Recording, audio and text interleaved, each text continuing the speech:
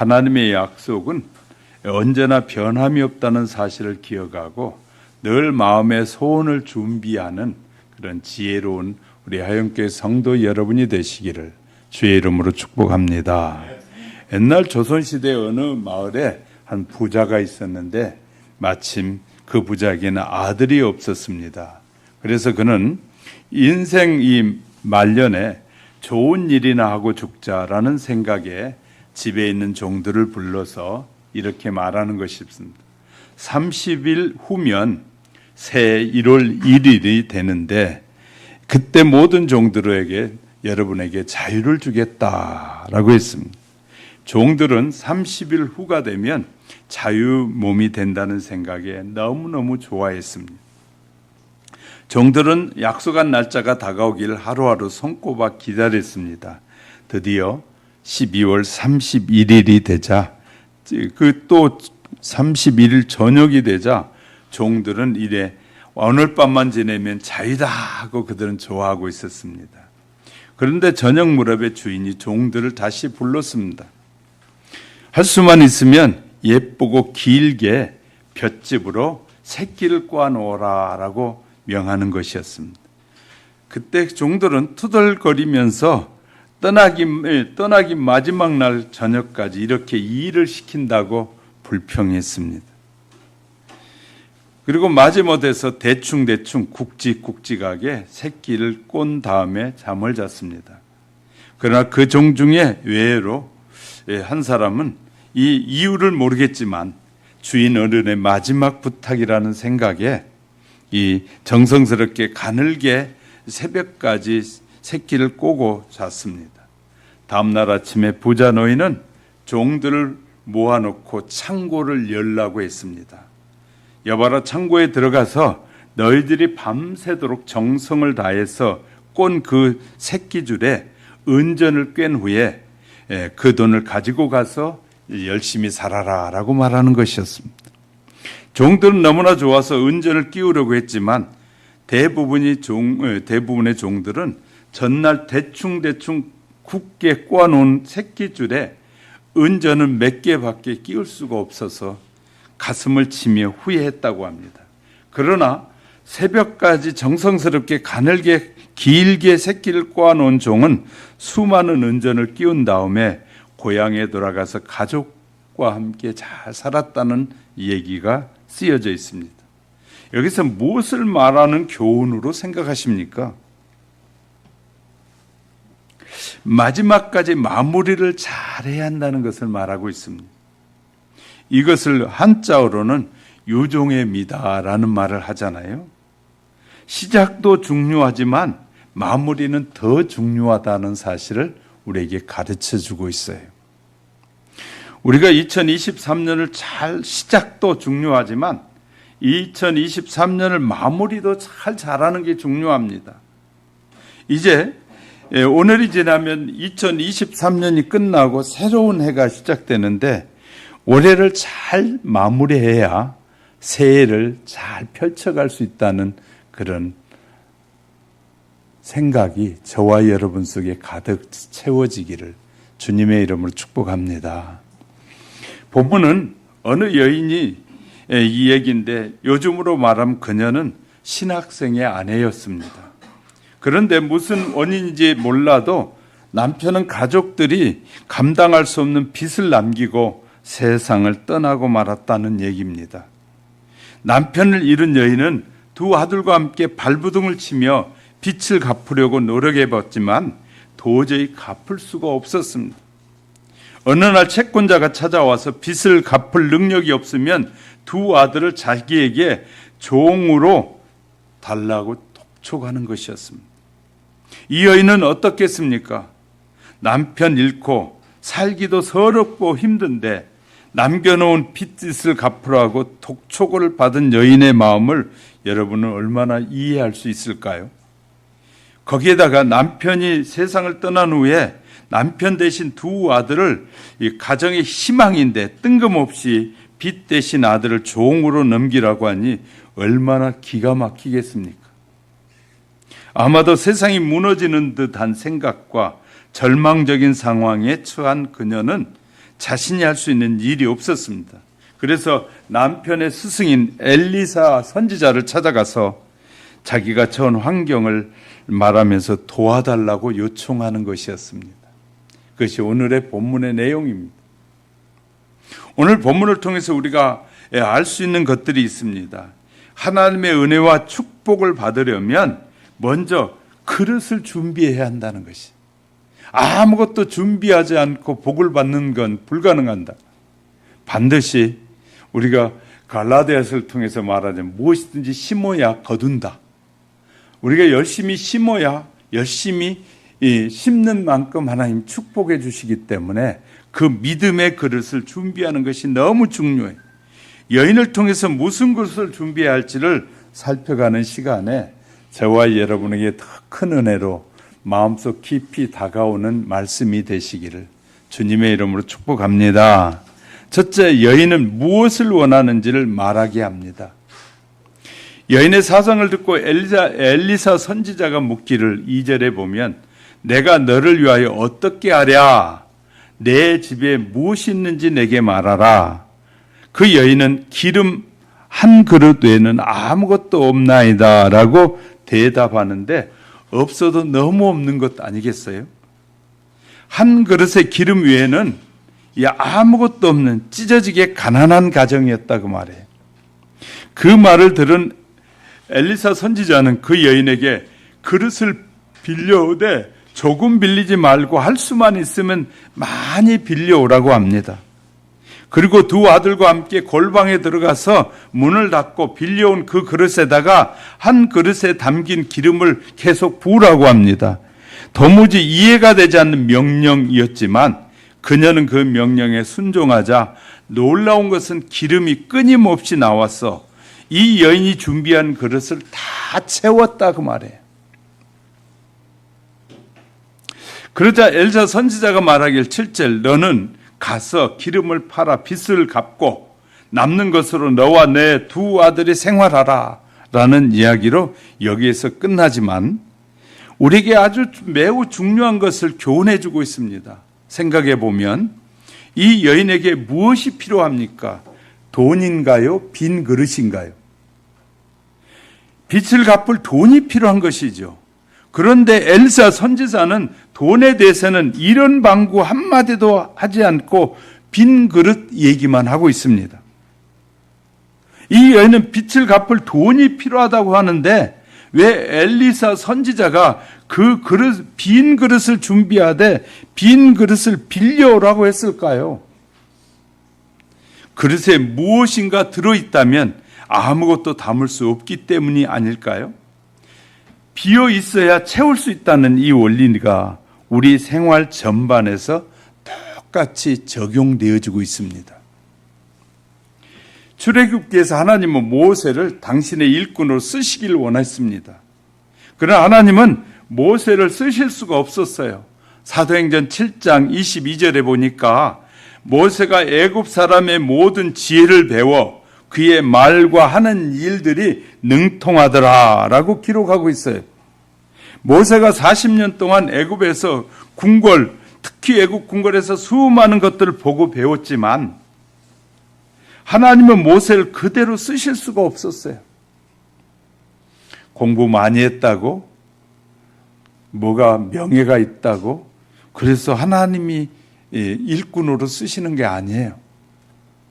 그러니까 우리는 착각하고 살아요. 세상 사람들이 말하는 공부, 교회 지도자가 되려면 공부도 많이 해야 유학 가고 해야 돼. 우리나라가 그런 사상에 빠지다가 교회들이 심각한 문제가 일어났어요. 우리나라 교회 상당수 큰 교회들은 전부 유학파만 쓰고 있어요. 미국이나 영국이나 이런 데 가서 유학한 사람들이 주를 이루고 있는데 그 사람들은 이 지식적으로 성경을 말하지 하나님의 능력을 말하지 않을 수도 있다는 거예요. 그러니까 쓰시는 일꾼들은 대부분은 훈련을 다 받은 사람들이.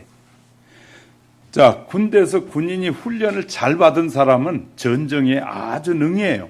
그러나 훈련을 받지 못한 훈련되지 않는 군인은 늘 부상당하고 죽어요. 쉽게 무너져 내려요. 그래서 그를 미디안 광야로 보낸 후에 그곳에서 40년 동안 훈련을 받도록 해요. 40년 동안 애굽에 있었는데 훈련이 40년 동안 또 훈련을 받게 해요. 그가 받은 훈련은 한마디로 말하면 이런 훈련이에요. 버리기 훈련, 비우기 훈련이었어요. 모세는 무슨 훈련 받았다고요? 버리기와 비우는 훈련을 받았어요. 모세는 40년 동안 광야에서 모든 것을 버린 후에 비로소 하나님이 종이 될 수 있었어요. 다 비워야만이 하나님이죠. 내가 아는 지식을 가지고 하나님이 이렇게 모세에게 이거를 전해라 그러는데 모세가 자기 생각을 거기에다 넣으면 안 되잖아요. 그러니까 모세는 그 지금까지 배웠던 수많은 지식에 능통한 자인데 그 능통한 걸 버려야만이 하나님의 뜻대로 그가 쓰임받을 수 있었기 때문이다. 너무너무 중요한 것입니다. 야곱도 20년 동안 외삼촌 나반의 집에 가서 버리는 훈련을 했어요. 나반이 10번이나 넘는 이 봉급을 측정해가지고 안 주고 막 적게 주고 막 그렇게 하는 것들, 그런 환경에서도 훈련을 받게 돼요. 다윗도 13년 동안이나 사울에게 쫓기면서 버리는 훈련을 받았어요. 그냥 사울을 죽이고 싶지 않겠어요? 그런데 훈련을 받으면 받을수록 그런 사울이 불쌍해지는 거예요. 예수 믿느냐 믿지 않느냐 때문에 가족에서 싸움을 많이 할 수 있잖아요. 교회 갑시다. 그때 안 간다. 가자. 안 돼. 아니다. 니 나가라. 막 이렇게 이런 일로 싸움이 있을 수 있잖아요. 근데 우리는 싸울 이유가 없어요. 하나님을 알지 못한 그 인생은 불쌍한 거거든요. 여러분 마음속에 저 인간이 예수를 믿지 않고 사는 저 인간이 불쌍해져야 되는데 그 불쌍한 마음이 여러분의 마음에 깊이 새겨지면 그를 위하여 애통하는 마음이 생기게 돼. 이해가 되셨어요? 애통하는 마음이 생기되면 그가 불쌍해지니까 하나님 그를 불쌍히 여겨주옵소서, 이런 기도가 가능해요. 근데 늘 다투면 그냥 나중에 복음 교회 가자 그러다가도 이제 나중엔 포기해 버려. 근데 그것은 내가 아직 버리지 못했기 때문에 그런 거예요. 근데 나를 만나게 한 것도 하나님의 은혜거든요. 저 사람이 나를 만난 것도 하나님의 은혜인데 그 은혜를 내가 그에게 주님의 마음을 가지고 그 영혼을 살릴 수 있는 기회를 내가 놓칠 수 있단 말이에요. 이해가 되셨어요?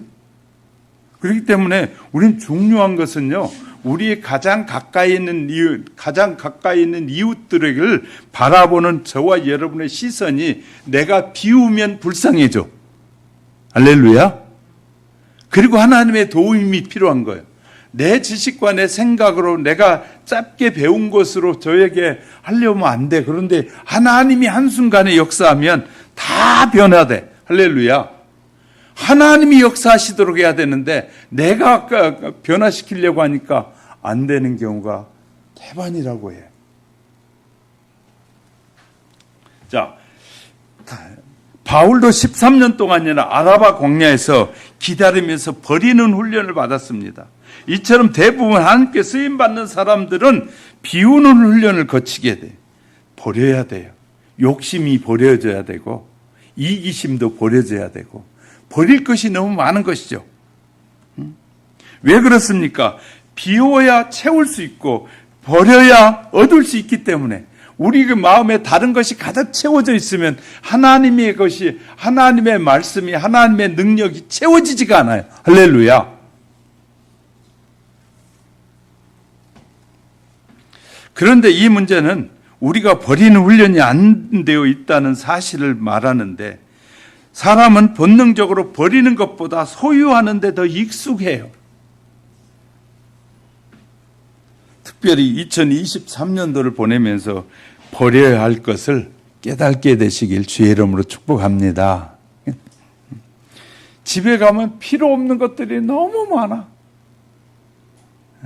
그러니까 이 필요 없는 것이 너무 많으면요, 돌아가시고 나면 그가 쌓아놓은 것들 버리는데도 한차 짐이 되는 거예요. 필요 없는 것이 너무 많아. 모든 생활도 마찬가지입니다. 우리 안에 항상 세상 것들로 가득 차 있으면 하나님께서 좋아하시지 않아요. 늘 말하는 것이나 생각하는 것이나 표현하는 것이 세상의 것을 자꾸 표현해. 그러니까 그가 얼마나 세상적인 사람이냐 아니냐를 어떻게 알 수 있느냐면 그걸 말하고 표현하는 걸 보면 아는 거예요. 얼마나 세상적인지. 하나님의 은혜를 담을 수가 없어요. 하나님의 은혜가 가득한 사람은 무슨 말을 하든 하나님의 은혜입니다. 하나님이 축복해 주셨습니다. 그러는데 이 세상 것으로 가득 채워졌으면 야, 내가 얼마나 애써서 한 줄 아십니까? 자기를 자꾸 드러내고 싶어지는. 신앙생활을 잘하기 위해서는 버리는 것이 먼저입니다. 취하는 것이 먼저일까요? 버려야 버리는 것이 먼저이고 비워져야 채울 수 있기 때문에. 잘 보세요. 모든 부모님들은 아이가 태어났을 때 손을 보셨을 겁니다. 손가락을 펴는 아이들도 있지만 간혹 있지만 대부분의 일반적으로 아이들이 태어날 때 주먹을 쥐고 태어납니다. 그리고 아이들 손에 무엇을 쥐어주면 꽉 쥐입니다. 손으로 움켜쥐는 것이 인간의 본능이에요. 손으로 움켜쥐는 게 본능. 그래서 인간은 자꾸 소유를 가지려고 해요. 그래서 늘 하는 얘기지만 아파트를 처음에는 20평 살 때도 막 행복해 하다가 2년만 지나고 나면 이제 그때부터 불평한대잖아요. 그리고 30평에 살다가 또 2년만 지나면 또 불평한다는 거예요. 적다고. 이렇게 해서 인간의 욕심은 한이 없어요. 하나님은 채우시기 전에 비우라고 우리에게 말씀하셔요. 취하지 말고 놓으라고 말해요. 내 막 가지려고 하지 말고 놓으라는 것이에요. 움켜쥐지 말고 손바닥을 자꾸 펴라고 말씀하셔요. 하나님의 말씀대로 우리가 안 살아. 그러면서 우리가 복은 받고 싶어해. 이건 매우 불신앙적인 모습이거든요. 정리할 것이 있으면 빨리 2023년 정리하고 새롭게 출발해야 합니다. 그러지 않으면 2004년이 돼도 똑같아. 2023년이나 2024년 똑같아져요. 하나님의 은혜와 복을 받기 원하십니까? 모두 비우셔야 합니다. 새 2024년을 멋지게 시작하길 원하십니까? 먼저 비울 것을 비워야 돼요. 마음의 그릇에 담겨있는 세상이 주는 고민, 세상이 주는 염려, 세상의 걱정들을 비워 버리십시다. 우리가 비우면 하나님께서 채워주시고 취하게 하시며 또 우리가 정리하면 하나님께서 새롭게 출발할 수 있도록 더 큰 은혜를 주신다는 사실을 믿으시기를 주님의 이름으로 축복합니다. 두 번째는 빈 그릇을 빌리되 많이 준비하라고 말해요. 본문 3절에 볼까요? 이르되 너는 밖에 나가서 모든 이웃에게 그릇을 빌리라. 빈 그릇을 빌리되 조금 빌리지 말고. 빚을 지고 죽은 남편 대신 생활을 책임져야 할 그녀에게 있어서 당장 끼니를 이을 양식 걱정보다 빚으로 인해서 채권자의 종으로 끌려갈 두 아들에 대한 걱정이 앞서 있어요. 만약 빚을 갚지 못할 경우 두 아들은 채권자의 종으로 7년 동안 종살이를 해야만 하기 때문에 7년을 종살이를. 이처럼 어려운 공경에 처한 가난한 과부의 호소를 들은 엘리사는 이 문제를 실제적으로 해결해 줘요. 누가? 엘리사가 해결한 것이 아니라 하나님이 해결하시는 거예요. 하나님. 자, 빈 그릇을 빌리되 어떻게 빌리라고 말씀하셨어요? 조금 빌리지 말고 할 수만 있으면 많이 빌려오라고 말합니다. 그리고 두 아들과 함께 골방에 들어가서 문을 닫고 빌려온 그릇에다가 집안에 가지고 있던 그 한 병의 기름을 부으라고 합니다. 일반적인 사람은 논리적으로 이해가 되지 않는 명령이에요. 이건 말도 안 되는 것이죠. 이거 어떻게 이게 가능한 얘기겠어요? 그러나 이 여인은 그 선지자의 말에 순종했단 말이에요. 저와 여러분이 여기서 주의 종을 통해서 선포되어지는 말씀을 여러분이 가슴에 새기고 정말 말씀에 순종하고 그 말씀이 여러분의 논리와 맞지 않아도 그래 그 말씀대로 내가 하리라 하고 깨달아진 말씀에 순종해 보세요. 하나님의 복을 주시는지 안 주시는지를 알 수 있잖아요. 내가 너를 위하여 어떻게 하라 그러잖아요. 선지자가 묻습니다. 이는 가난 과부가 하소연을 들은 엘사가 맨 처음 한 말이었어요. 이건 다른 말로 하면 내가 원하는 것이 무엇이냐? 그것을 내가 다 이루어 주겠다는 말이에요. 무엇을 원하느냐? 예수님께서 베데스다 연못가에서 38년 된 병자를 만났습니다. 그때 병자에게 내가 너에게 어떻게 해주기를 원하느냐? 라고 질문을 하게. 내가 너에게 뭘 해주기 원하느냐? 요한복음 5장 6절입니다. 내가 낫고자 하나이다 그러죠. 낫고자 하나이다.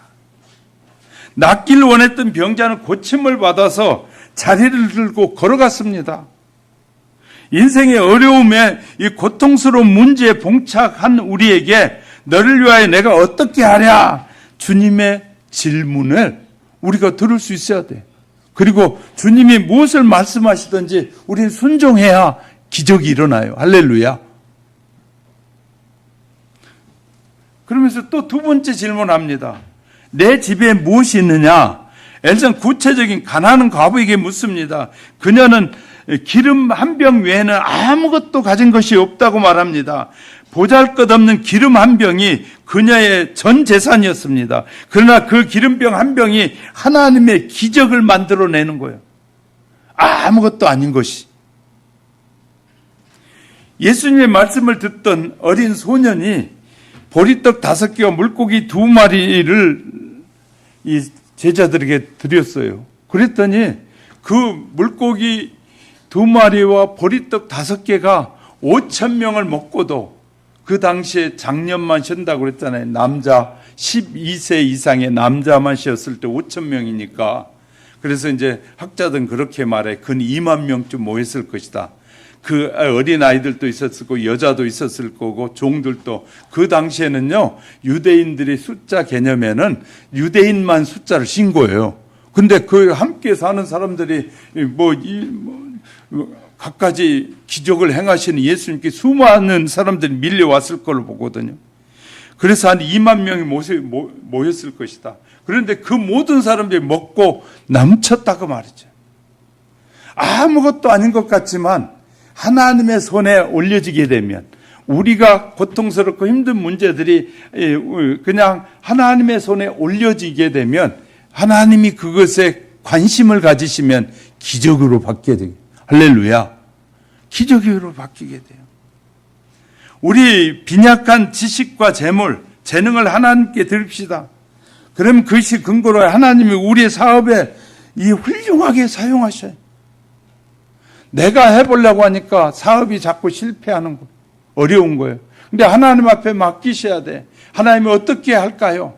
내가 어떻게 하는 것이 가장 먼저 우리는 사업을 시작하기 전에 가장 먼저 해야 될 것이 내 지식을 믿지 말고 하나님 내가 뭘 하는 것이 하나님을 가장 기쁘시게 할까를 먼저 고민해야 돼요. 우리는 그런 고민이 없이 그냥 먼저 시작해놓고 하나님 이제부터 땡깡 놓는 거예요. 하나님 해줄 거예요? 안 해줄 거예요? 하나님 나 죽어요? 살아요? 막 이렇게 땡깡을 놓는 거예요. 그러기 전에 우리가 먼저 시간적 여유가 가져야 돼요. 하나님 내가 뭘 해서 하나님을 기쁘시게 하는 재능을 발휘할까요? 내가 무엇을 하면 하나님이 기뻐하는 일을 할 수 있을까요? 하나님을 잘 예배도 잘 드리고 하나님이 원하시는 사람들에게 전도도 잘 할 수 있고 하나님이 기뻐하는 일이 잘 할 수 있는 재능을 달라고 그런 일을 하게 해달라고 기도가 먼저인데 우리는 그렇게 심도 있게 기도하지 않아요. 하나님이 저를 부르셨을 때 저는 산에 올라가서 얼마나 몸부림치며 기도했는지 몰라요. 하나님 나를 쓰시기 원하십니까? 어떻게 쓰시기 원하십니까? 그렇게 몸부림칠 때 하나님께서 저에게 하시는 첫 번째 응답이 뭔지 아십니까? 내가 너희 아버지를 통해서 이루려는 꿈을 내가 너를 통해서 이루기 원한다.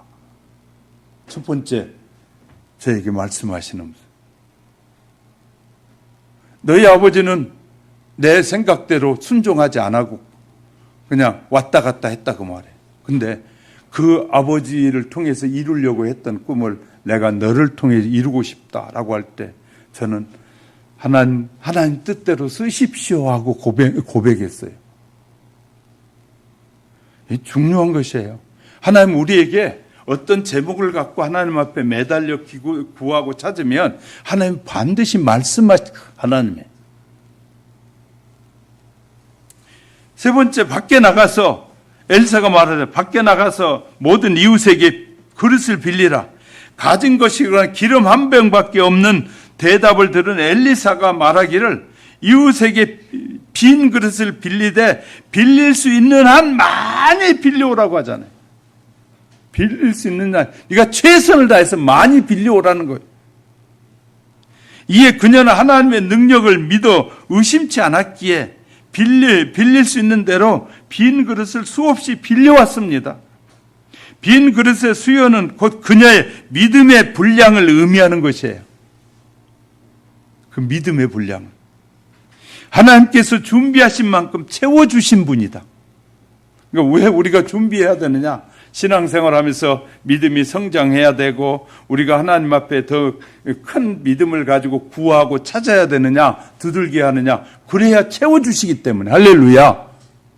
나이가 들었다고 나는 꿈이 없어요. 하나님 이제 그냥 죽을 날만 기다릴래요. 그런 사람은 죽을 날만 기다릴 수밖에 없어요. 하나님 내가 나이가 들었어도 내가 걸음을 걷고 말할 수 있을 때 그 순간까지는 최선을 다할게. 하나님 나를 쓰세요. 건강도 주세요. 그래요. 아니 하나님이 기뻐하신 일을 하기 위해 건강을 달라고 그래야 하나님께서 건강도 주지. 내 그냥 내 하고 싶은 대로 할 테니까 건강 주세요. 그런 사람에게 건강 주시겠어요? 우리는 좀 지혜로워야 되거든요. 많이 빌려오라 그러잖아요. 그리고 빌렸어요. 그 빈 그릇을 빌리되 어떻게 빌리라고 말씀했어요? 많이 빌려오라. 두 아들과 함께 골방에 들어가 문을 닫고 빌려온 그릇에다가 집안에 있는 기름을 부으라고 합니다. 일반적인 사람 논리적으로 이해가 되지 않는 명령이지만 이 여인은 그 명령에 절대적으로 순종했다고 말해요. 우리는 하나님은 절대적으로 순종하는 자에게 은혜를 주시는 하나님. 동네 사람들에게 빈 그릇을 빌려오는 다음 두 아들과 함께 골방에 들어가서 빈 그릇에 자기 집에 있는 기름을 붓기 시작합니다. 5절과 6절에 읽어보면 여인이 물러가서 그 두 아들과 함께 문을 닫은 후에 그들은 그릇을 그에게로 가져오고 그는 부었더니 그릇에 다 찬지라. 여인이 아들에게 이르되 또 그릇을 내게로 가져오라 하니 아들이 이르되 다른 그릇이 없나이다 하니 기름이 곧 그쳤더라. 여기서 우리가 눈여겨봐야 할 말씀이 두 곳이 있는데 그릇에 찬지라, 기름이 곧 그쳤더라. 이 두 가지 심각한 문제, 우리가 기억해야 될 문제. 기름은 끊임없이 나와 이 여인의 준비한 그릇을 모두 다 채웠어요. 그러나 빈 그릇이 없을 때 기름은 더 나오지 않고 멈췄다는 사실이에요. 더 많은 그릇이 있었다면 그 그릇이 다 채워질 때까지 계속 나왔을 거란 말이에요. 가정이지만 만약 그릇이 더 있었다면 기름은 얼마든지 더 부어졌을 것입니다. 이 여인은 무엇이 부족했습니까? 기름이 부족했습니까? 그릇이 부족했습니까? 이 여인은 부족한 것은 기름이 아니라 그릇이었습니다. 빌려온 그릇에 엘사가 시키는 대로 했습니다. 아무리 부어도 기름병에 기름은 줄지 않았다가 마지막 그릇을 가득 채우자 떨어졌어요. 빈 그릇은 하나님의 축복을 담는 그릇이라고 말합니다. 물론 그릇이 더 있었다면 그것도 아마 가득 채워졌을 것입니다. 기름이 넘쳐 바닥에 흐르지 않는 것처럼 하나님의 축복도 무가치하게 바닥에 떨어지지 않습니다. 준비한 만큼 하나님 채워주시는 거예요. 할렐루야. 하나님의 축복의 원리가 우리의 삶에서 모두 적용되지 않습니까? 우리가 많은 물통을 준비하면 많은 물을 담을 수 있습니다. 중요한 것은 물의 양이 아니라 그릇이 문제란 말이에요. 그릇. 그러므로 새해 시작하기 앞서 먼저 그릇을 준비하시고 그릇에 믿음으로 하나님의 은혜와 복을 담아가는 지혜가 저와 여러분 속에 풍성해지기를 주님의 이름으로 축복합니다. 세 번째는 소원대로 빈 그릇을 가득히 채워주셨단 말이죠. 본문의 이 여인은 큰 그릇을 빌려왔는지 혹 작은 그릇을 빌려왔는지 언급은 하지 않습니다. 그러나 한 가지 우리가 알 수 있는 것은 이 여인이 빌려온 그릇의 사이즈와 상관없이 채워졌단 말이에요. 만약 2000cc의 컵을 빌려왔다면 그 컵에 기름이 채워졌을 것이고 15리터짜리 음료수병을 빌려왔다면 그 병에 기름이 채워졌을 것이고 20리터짜리 큰 통을 빌려왔다면 그 통에 기름이 채워졌을 것이란 말이에요. 하나님은 능력이 없어 못 주시는 분이 아니라 우리의 그릇이 없어서 채우지 못하는 경우가 대부분입니다. 중요한 것은 이 여인이 빌려온 그릇의 사이즈에 있었다는 것이에요. 믿음에 있었다는 거예요. 이 여인의 믿음. 이처럼 하나님께서는 우리의 그릇에 따라서 역사하시는 하나님이죠. 요한복음 2장에 가보면 갈릴리 가나의 혼인잔치 얘기를 여러분은 잘 아실 것입니다. 혼인잔치에 포도주가 떨어지자 예수님의 어머니가 예수님께 포도주가 모자란다라고 말하고 지나가 버렸어요. 그런데 잔치집에 포도주가 떨어지는 것은 잔치가 파장되는 일이거든요. 그렇기 때문에 이 예수님은 종들에게 항아리에다 물을 채우라고 말씀하자 하인들은 그 말에 순종해서 빈 항아리를 채웠습니다.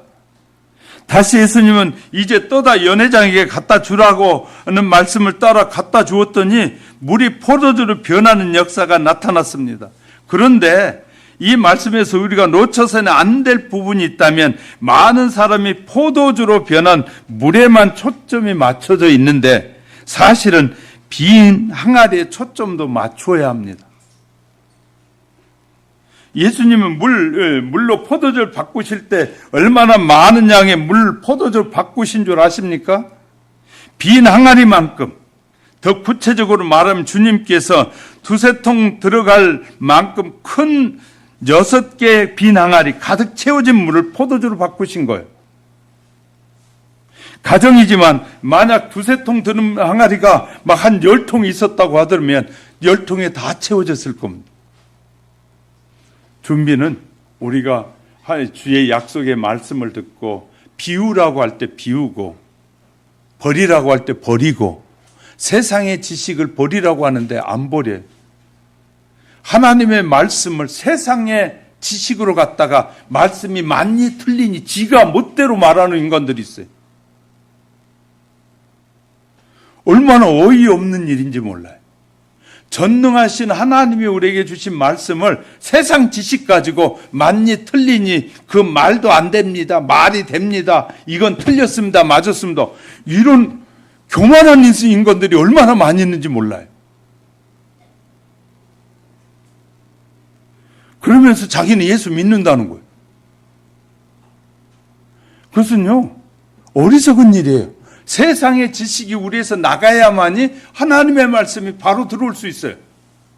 세상에 필요 없는 지식을 가지고 하나님의 말씀을 판단하는 자체가 이건 매우 위험한 것이에요. 우리는 하나님이 어떤 분인가를 모르는 사람들이란 말이에요.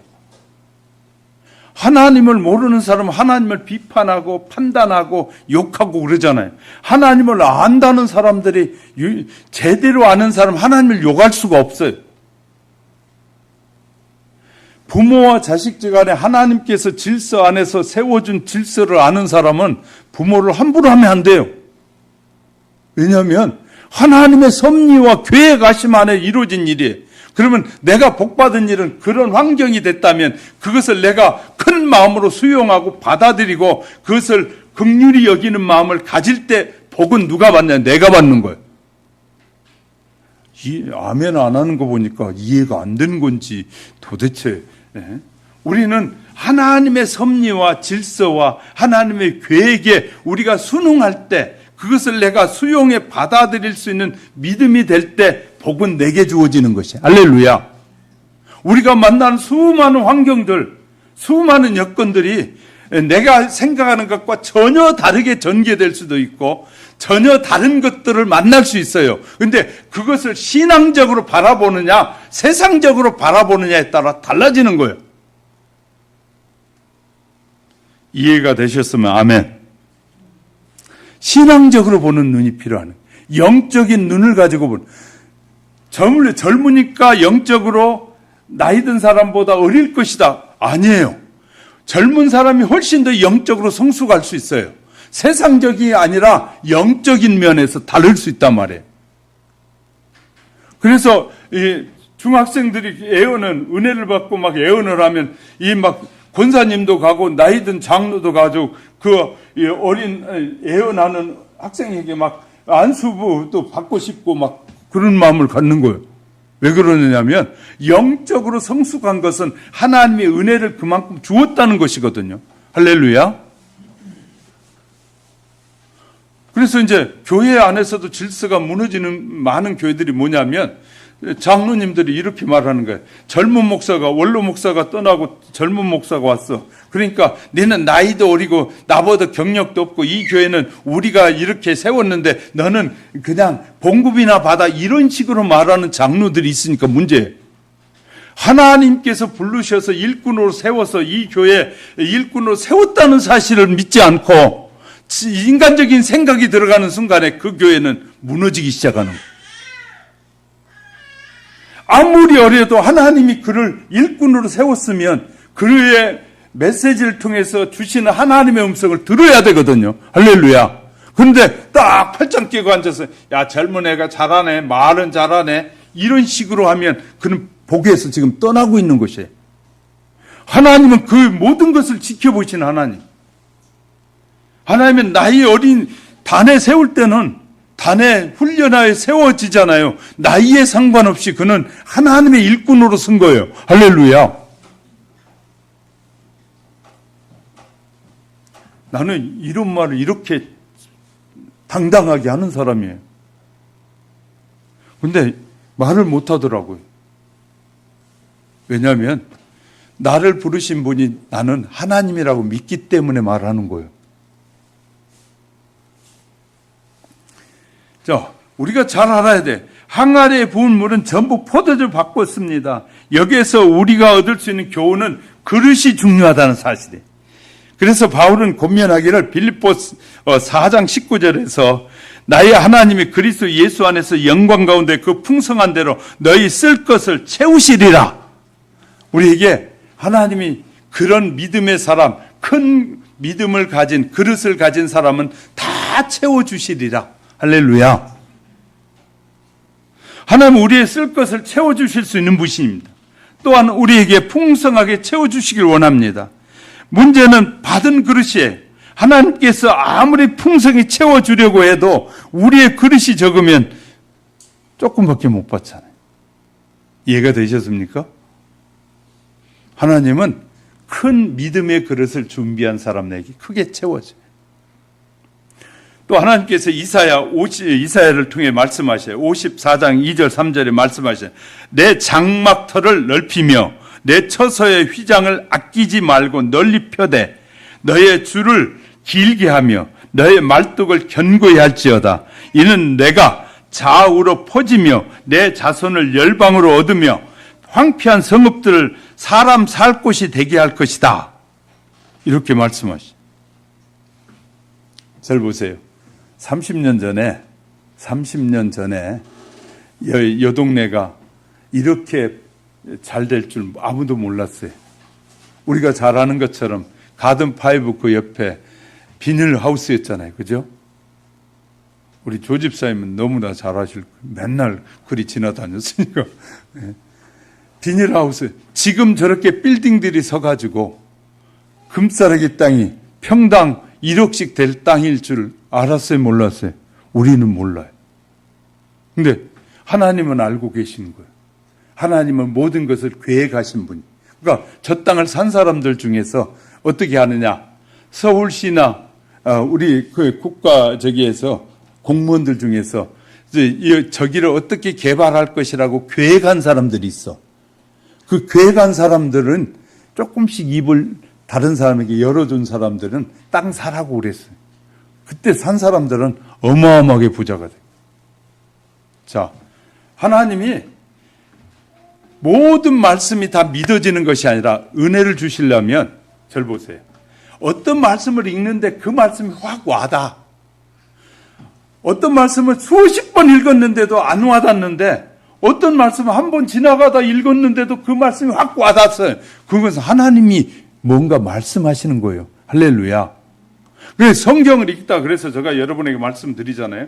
성경을 읽다 어떤 말씀들이 와닿을 때는 그때는 줄을 치든지 그날 그 말씀을 다시 기록해야 돼. 그래가지고 이 말씀을 통해서 뭘 주시고자 어떻게 하길 원하시는지를 꼬치꼬치 하나님 앞에 물으면 하나님 구체적으로 말씀하셔요. 할렐루야. 성경을 읽었다고 다 깨달아지지 않잖아요. 그런데 어떤 말씀을 읽어가는 순간에 마음에 확 와닿고 저는 이 말씀이 이렇게 주먹만한 글씨가 돼서 눈으로 확 들어오는 것도 경험했어요.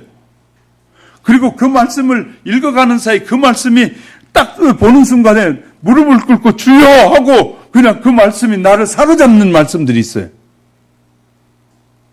이 말씀은 나와 연관되어져서 말씀하시고자 하신 음성이에요. 할렐루야. 이제 이것은 나에게 구체적으로 말씀하시는 거고 일반적으로는 우리가 그냥 잔잔한 은혜로 역사할 때가 있지만 내가 어떤 것을 하기 원하실 때는 하나님 구체적으로 할 때는 강하게 역사해 주셔요. 할렐루야. 그러므로 우리는 하나님께서 역사해 주실 때 그 말씀을 그러니까 관심이 없으니까 그래요. 하나님의 말씀에 관심이 있고 내가 복을 받아서 하나님께 누구에게 꾸고 빌리고 막 그러지 않고 베풀면서 살겠다는 그 좋은 성품을 가지고 하나님 앞에 기도하고 몸부림치면 그릇이 크게 준비되면 채워주어서 그렇게 살아가도록 역사하시는 하나님인데, 그래서 시편 기자를 통해서 이렇게 말해요. 내 입을 크게 열라 내가 채우리라 라고 말씀해요. 무엇을 교훈하고 있습니까? 하나님은 우리가 가진 믿음의 그릇에 따라 역사해 준다고 말씀하고 있는 거예요. 하나님께서 우리가 넓은 장막 사이즈에 맞게 우리가 벌린 입의 크기에 따라 역사해 주신다 말씀하고 계세요. 그러면 채워질 기름을 의식하지 말고 믿음으로 큰 그릇을 준비하시기 바랍니다. 할렐루야. 믿음의 그릇을 잘 준비해야 돼. 본문에 기름이 그친 것은 기름이 부족해서가 아니라 기름을 담을 그릇이 부족했기 때문에. 오늘날 우리 주위에 보면 사람들은 기름에만 관심을 가지고 있을 뿐 그릇에는 관심을 가지지 않는 분들이 많아요. 그런데 어떤 사람 만나보면 아주 이기적인 마음을 가지고 있으면서도 하나님이 채워주기만 하면 뭐 한다고 이기적인 마음에 채워주면 일어나는 일은 불상사가 일어나요. 그러니까 우리의 선한 마음에 하나님이 선한 그릇에 채워줘야 그 일이 선한 일에 쓰여지지. 여러분 똑같은 것이에요. 방황하는 아이들에게 집에서 부모의 말에 순종하지 않고 중학생들, 고등학생 방황하는 애들을 집을 나가가지고 하는 짓이 있어요. 그들은 좋은 일 하지 않아요. 다니면서 하는 일이 도둑질하고 나중에는 여학생들은 몸 팔고 그래요. 그럼 자기 인생을 조지는 거예요, 스스로. 세상 말로 하면. 근데 부모에게 끝까지 순종하고 부모의 뜻을 따라 살아가는 사람은 그런 여러 가지 환경에서 자기가 단련되잖아요. 잘 단련되면 성인이 돼도 하나님 앞에 순종할 수 있고 부모에게 순종하는 삶이 되는 거예요. 할렐루야. 그러니까 우리의 생각이 바뀌어져야 돼요. 저와 여러분, 어느 부모가 자식이 못되기를 원하는 부모는 아무도 없어요. 그런데 다만 우리가 그것을 수용하는 능력이 다르기 때문에 문제인 거예요.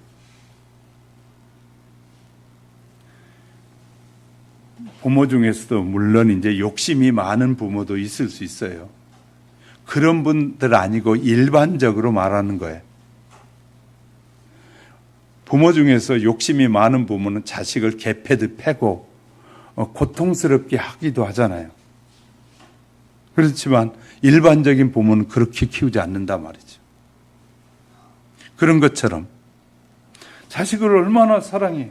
근데 일반적이지 않는 부모들 중에 자식을 세상에 아파트 5층에서 부부싸움 했다고, 그것도 엄마가, 모성애가 강한 엄마가 아이를 아파트 밖으로 던져가지고 죽게 하는, 얼마나 놀랄 일입니까? 그 가능한 일이겠어요? 여러분은 가능한 일이겠어요? 근데 그런 일을 서슴지 않게 하잖아요. 왜? 마음이 딴 곳에 있으니까. 자식을 사랑하는 마음이 없으니까 그런 거죠. 자식을 사랑하는 마음이 있으면 결코 그럴 수 없거든요. 자, 우리의 믿음의 분량이라고 할 수 있는데 그릇에 관심을 가지고 계시는 줄 믿습니다. 하나님은 우리의 그릇에 따라 역사하시는 줄 믿습니다. 우리의 할 일은 그릇을 준비하는 일이고 그 그릇에 채워주시는 분은 하나님이십니다. 이제 한 해를 잘 마무리할 시간이 다가오고 있습니다. 연말이 되면 바쁜 행사들이 이어졌은 가운데 지나간 한 해를 돌아보는 시간이 부족할 수 있어요. 그러나 여러 가지 모임과 파티, 미팅으로 쫓아다니다 보면 정작 이 새해를 설계하고 오지 못하고 새해를 맞이하는 경우가 많습니다. 그러나 우리는 지나온 2023년에 대해서 깊은 반성과 함께 새로운 한 해를 준비해야 합니다. 무엇을 준비해야 할까요? 그릇을 준비해야 해요. 하나님, 내년도에도 내가 내 삶이 있는 동안에 이렇게 살기 원합니다. 하나님, 이 직업이 내게 맞지 않습니다. 그러면 하나님이 바꿔주셔서 이 직업이 아니라 다른 직업을 통해서 내가 하나님께 영광이 되는 삶을 살기 원합니다. 지금 이 직업으로는 내가 하나님께 영광을 돌리는 삶을 살기가 어렵습니다. 하나님, 그럼 직업을 바꿔주세요. 무엇을 하는 것이 하나님을 기쁘시게 할까요? 우리는 이런 그릇을 준비하고 비전을 꾸며야 되는데 올해 그렇게 살았는데 내년에도 그냥 그렇게 살지. 그럼 그렇게 사는 거예요. 그러다가 문제가 오면 그때는 막 넘어지고 자빠지고 그러는 거예요. 근데 우리는 하나님, 내게 이렇게 은혜를 베풀어 주옵소서. 내년에는 이런 꿈을 갖고 기도하고자 합니다. 하나님, 이런 꿈이 이루어지도록 하나님 축복해 주세요. 하면 내 지금 믿음의 그릇을 크게 지금 꾸고 있는 거예요. 할렐루야. 준비하고 있는 거예요. 준비된 자에게 하나님 부어주셔요. 24년도도 크게 역사하실 하나님을 믿고 믿음으로 큰 그릇을 준비하는 우리 하영교회 성도 여러분이 다 되시기를 주님의 이름으로 축복합니다. 축복합니다. 말씀을 정리할게요. 성경을 살펴보면 하나님은 믿음을 가지고 준비하는 자를 쓰신다는 거거든요. 하나님이 준비시키든지 아니면 본인이 준비하는 겁니다. 하나님은 이렇게 준비한 사람을 쓰십니다. 하나님은 준비한 사람에게 하늘의 축복을 약속하고 있습니다.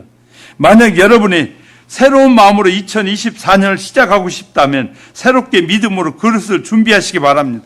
그리고 새해 첫날부터 그냥 놀 생각하지 말고 새해를 어떻게 하나님께 드릴까를 준비하면서 기도하시기 바랍니다. 집에서 어려우면 기도원에라도 가서 기도하면서 하나님, 내가 하나님 앞에 아름답게 쓰여지게 역사해 주옵소서. 하나님, 내가 하나님께 영광이 되는 삶을 살고 싶습니다. 도와주십시오. 내 지식과 내 생각과 내 삶에는 불가능합니다. 하나님이 역사해 주세요. 기도하셔야 됩니다. 그냥 우리가 평범하게 시간을 허비하면 안 돼. 그래서 저는 2일부터 2박 3일 동안 총회에서 영성대회를 합니다. 천안에 있는 천안대학에서. 그 천안대학의 기숙사가 1,400석이에요. 1,400명이 들어가는 기숙사 목사님들이요. 우리 교단 목사님 1,500명이 거기서 모여서 말씀 듣고 기도하고 준비해요. 2024년을 하나님께 인도하여 달라고. 우리는 시간을 허비하는 것이 아니라 귀한 시간이 주어졌을 때 말씀을 들으면서, 그래서 큐티책을 여러분에게 드린 이유는 여러분 보면서, 아니면 여러분이 보기 쉬운 직장에 두든지 가정에 두든지 내가 가장 편한 시간에 볼 수 있는 자리에 여러분 책 한 권씩 놓고 그날에 필요한 말씀도 보면서, 거기에 보면 성경도 어디서 어디까지 보라고 돼 있잖아요. 그거 보면서 하나님, 2024년은 주님과 동행하는 해가 되기 원합니다. 하나님의 영광을 위해서 사는 자가 되게 해달라고, 우리가 그런 비전의 꿈을, 그릇을 준비하면 준비한 대로 하나님이 채워주신 하나님이심을 믿으시기 바랍니다.